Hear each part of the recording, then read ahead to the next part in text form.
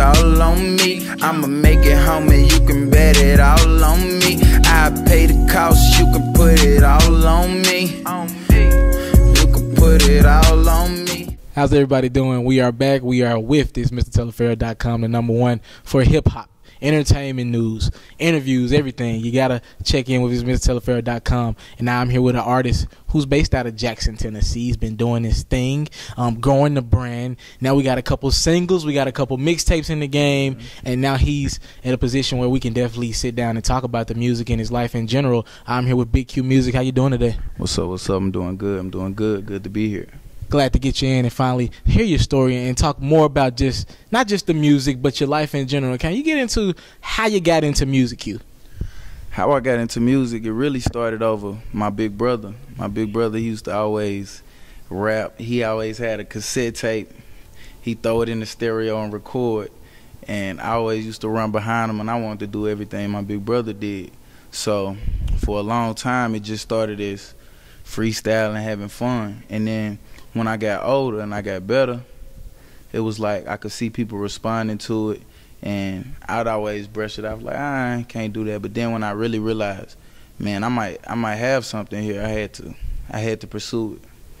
Now, I've listened to a couple of the tracks, and what I like about your music so much is that you're not just a general rapper. You don't just talk about selling drugs or even smoking them.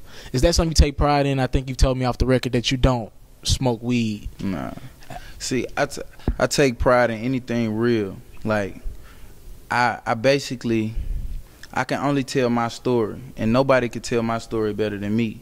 So if I was to waste my voice telling somebody else's story, I feel like I would be a waste, basically. So I'm a big advocate of being real. So whatever comes to your lane as far as music goes, I feel like you say you be yourself, and that's what I take pride in. I take pride in being myself, whether it be vices, good, bad, things I'm proud of, things I'm not so proud of. I just always feel like I have to be me, because if I'm not being me, who is being me? Now, what I noticed from the music, by the way, you can go get that new mixtape Beyond Me on Orange Mixtapes right now, right? Orange Mixtapes. What I noticed about your music is the fact that you don't have many features or any features at all. Is that something you want to kind of stay away from? You kind of J. Code the mixtape. Yeah. No features, just kind of pretty much just you. Is that something you want to stick to, or kind of look to get into some features later on? I mean, the features is not really a priority for me, because I feel like if you're going to do music is so emotional. It's like, it's all feelings. It's pure emotion. So to do a song built on emotion with someone who you have no emotional tie to or no relationship tied to, I feel like it wouldn't be, you can hear that. So really, the only person I've done a few features, but on my mixtape you'll hear me, you'll hear my little brother Ralph Said It, you know, the Built From Scratch president, and you'll hear Jock Groove is another guy on Built From Scratch. But basically, I have a small knit group of people that's around me, and that's basically what Built From Scratch is. Just building our family from scratch, building what we want from scratch. And to be honest, I don't have but a handful of people that I can trust and that I feel like I can go to the top with. So for me to reach out and try to do work with people who I don't really have a relationship with or I'm not close to is not nothing I have a priority to. Not to say I'm not gonna go there, not to say I'm not gonna do any features, because I mean, I'm all about networking. I'm all about building relationships with people. But to say that would be a priority for me when I'm working on a project, no, it's not a priority. Now you bring up Built From Scratch. Yeah. How hard is it trying to grow not only yourself as an artist, but you trying to grow basically the whole brand, the whole team? Usually you got that one artist who has that, maybe that hit song in the club or the radio, and everybody else is kind of behind them. But you guys are all trying to grow together. How hard is that being an artist, an up-and-coming artist? I mean, it's tough, but the thing to understand is there's power in numbers. Just as even as black people, a lot of the things that's going on in the country right now, we see there's a lot of power in numbers. So no, I'm not gonna have extraordinary number of people around me just to say, oh, the more people I have, but within me having 2 or 3 people around me that's got the same mindset as I do, being on one accord, that gives us an opportunity to move in unison. And it's so important when you're building relationships with people, whether it be business or socially, to have an understanding and to be lined up with that. And so when I talk about the build from scratch thing and how hard it would be to build, we basically moving as one unit. So when we're moving as one unit, we're a larger unit, one larger unit. So I feel like it's going to be easier for us to grow than me just going at it alone. Couple side notes from Q that a lot of people won't know until you hear this interview.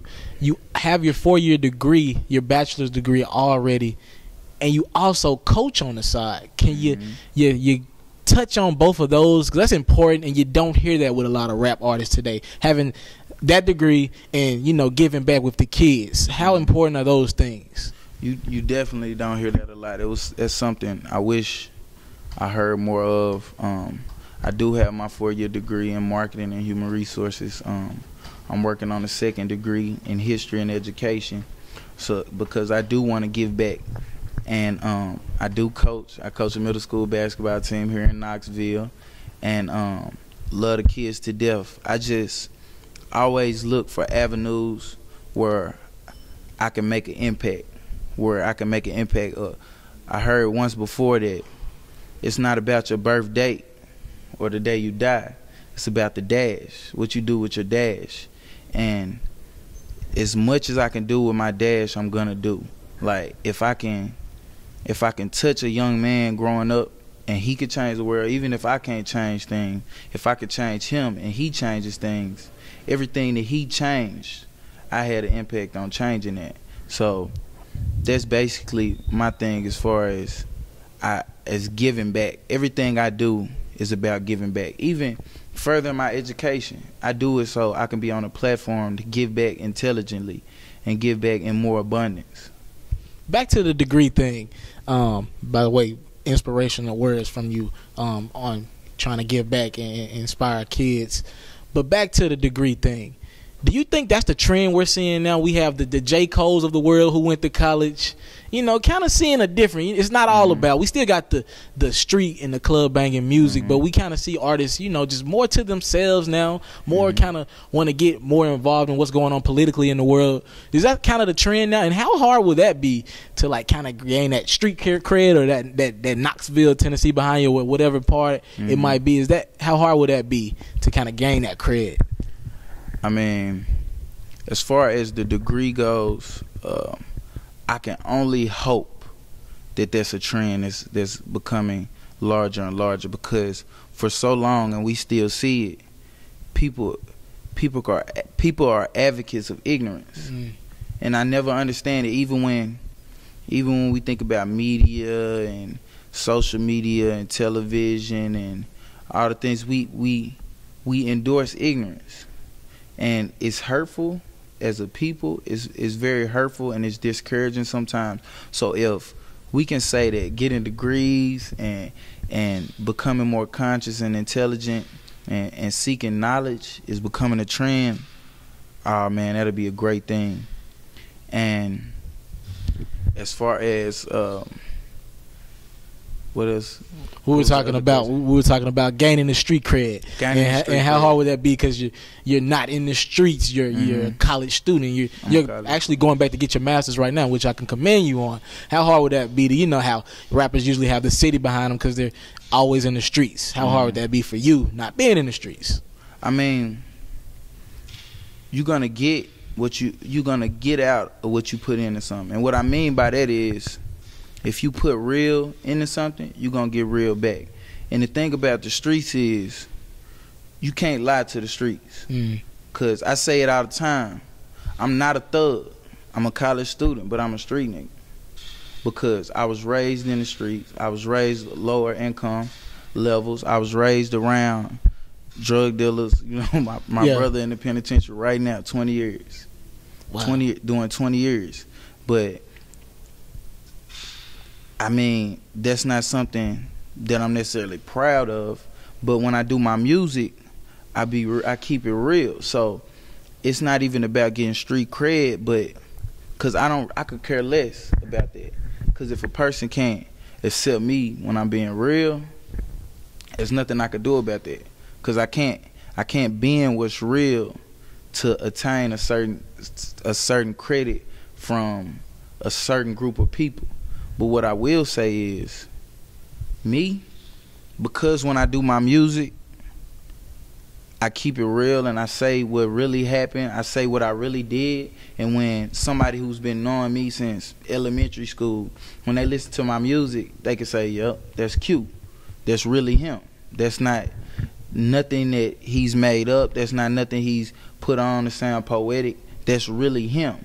So when I say that and that lines up with who I am, or if somebody who doesn't know me from when I'm little or when I'm younger listens to my music and he says, okay, and he gets an idea of who I might be, and then he may bump into me or meet me down the road or see me down the road, and he sees me and he's like, dang, that's exactly who he was in his music.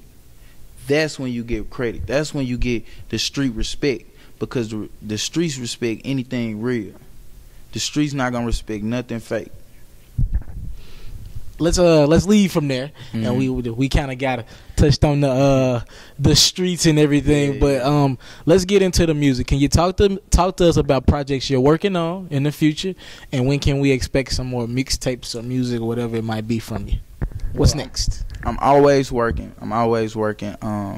Right now, me and my brother Ralph said it. We're working on a project. Not a name on it yet. It should be dropping in February. February. Yes. So that's gonna be a co-produced thing. Me and him going half and half. You know. And then my next project will probably drop the month after. I'm probably sitting on like 2 mixtapes right now. Wow. And every day I'm adding to that. So how do you choose those songs? You say you're always in the studio. How do you choose it and kind of lower it down to one mixtape for the people? Well, the way I choose songs is basically, I learned that the more passionate I am about something, the more you can hear that in the music.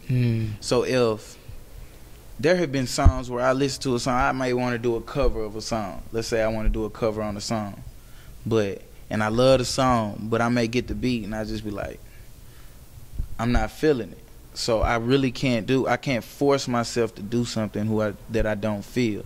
So a lot of times when the way I choose songs is basically the route I want to go down, because oftentimes based on the season I'm in, like my life has seasons, and I'm not talking about the weather, just the season I'm in, whether it's a good time or a bad time or a grind time, like I'm grinding it out and I know I'm probably not gonna get much sleep for a few months.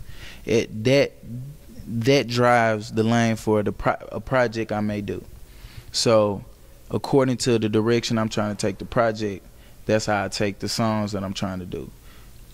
So it may be some upbeat things, some real hard hitting things of how I came up and things I'm going through.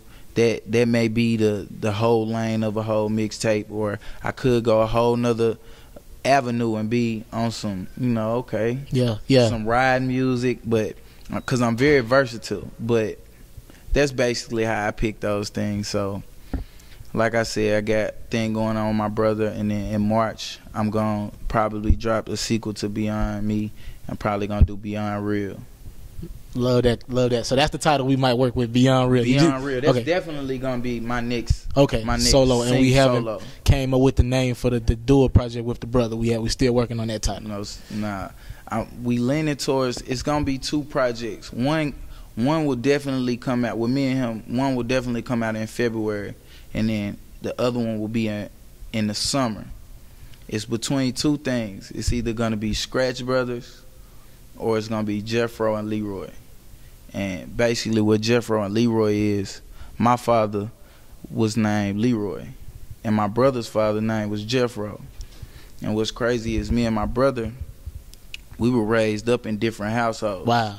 We didn't live together, but both of our fathers were basically so much alike. And it's so crazy because, you know, his father was, they call him the mayor of Lincoln Court Projects. And he was known around the whole city as being the man you did not mess with. And then my father, when he was younger, he was known for, he was basically a drug kingpin in his time when he was younger, and he changed his life as he got older, as did my brother my brother's father changed his life as he got older. But they both raised us being real and not necessarily, even though they were street figures at one point in time in their lives, they didn't raise us like that. They raised us to be good men. Even though we were around a lot of that anyway, they still raised us to be good men that could be us out of the streets. Make sure you go check out that Beyond Me on orangemixtapes.com. He said he has music coming your way in February of 2015, and he'll be dropping his solo project as well in the first quarter of 2015. Q, I thank you for doing the interview with me. No problem. It's BigQMusic, and you are now rocking with this MrTaliaferro.com. Yes, this is BigQMusic, and you rocking with MrTaliaferro.com. Sweet, my circle smile, we gon' buy, we gon' all eat. Scratch brothers from the bottom like we all feet. All my ain't thugs, but we all street. And one of us is in the green, and we all cleats.